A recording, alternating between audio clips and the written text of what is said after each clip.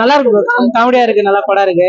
லாஸ்ட்ல ஒரு கான்செப்ட்ல வந்து எப்படின்னா, இப்ப விவசாயம் எல்லாம் பண்றாங்கல்ல, விவசாயம் பண்ற இடத்துல வந்து நிறைய கருவேல மரம் எல்லாம் இருக்கு. அது இருக்கிறதுனால விவசாயம் வந்து ஒழுங்கா பண்ண முடியல.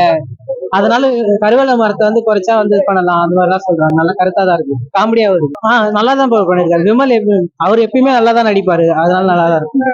பிடிச்ச சீன் வந்து அதான் அந்த கருத்து சொன்னாங்கல்ல, இந்த சீம கருவேல மரம் வந்து விவசாயத்தை கெடுதுன்ட்டு, அது நல்லா இருந்தது. கான்செப்ட் அதுதான். இப்ப விவசாயம் பண்றாங்கல்ல, அது கருவேல மரம் தான், அதெல்லாம் வந்து செட் ஆகாது. அது வந்து சீம கருவேல மரத்தை குறைச்சா விவசாயம் எல்லாம் நல்லா இதுவா இருக்கும் அப்படின்னு சொல்லுவாங்க. காமெடியா இருக்கு படம், நல்லா.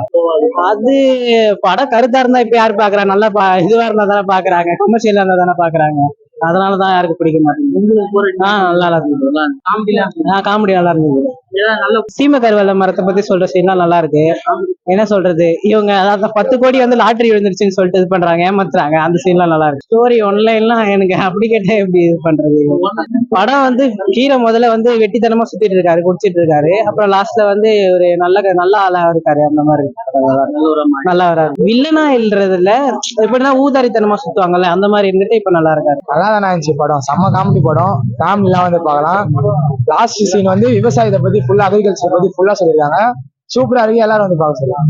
சூரிய காமெடிலாம் உள்ள பண்ணல, சிரிப்பு தான் ஆகுது. சூரிய பார்த்தாலே சிரிப்பு ஆகுது. சூரிய நடிச்சுதான் கிடையில ஆச்சரியமா இருக்கு.